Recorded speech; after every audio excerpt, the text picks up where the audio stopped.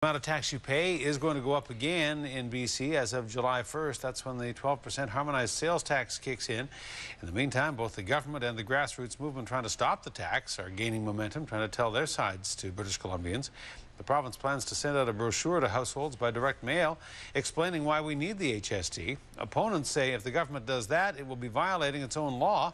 And they've already filed a complaint with Elections BC and the RCMP. A-News reporter Louise Hartland joins us now with the latest. Louise. Hudson, it's just a piece of paper, but the brochure you'll be getting in your mailbox is stirring up an already heated debate. No HST! The Fight HST campaign has a bone to pick with the Liberal government. They say the Liberals plan to send a post-budget brochure with information on HST to households around the province is against the law. The Initiative and Recall Act says that anyone who wants to oppose an initiative has to register as an opponent, and no one did.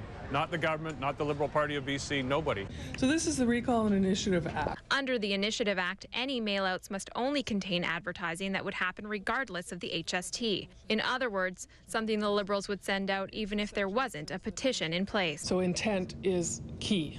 It must be the intent of the advertising to oppose, if in this case, oppose the petition or the bill. To figure out if the government is violating the act, Elections BC needs to go over the brochure with a fine-tooth comb. Do they normally send out a budget mailer shortly after the budget? Is the distribution going to be the same as for past budget mailers? The dollar amount spent the same? Does it talk about other things in the budget than just HST? The Fight HST camp says the government plans on spending more than $1 million of taxpayers' money on the mailouts, targeting its petition. The group says that would be a gross violation of the act, but the finance minister insists they will not be breaking any laws. I am very familiar with what the Elections BC says is allowable or not allowable in terms of communications. We will make sure that what we put out is totally consistent with the legislation. Locally, petitions are popping up all over the place, gaining access to businesses and chains, including A&W and Serious Coffee.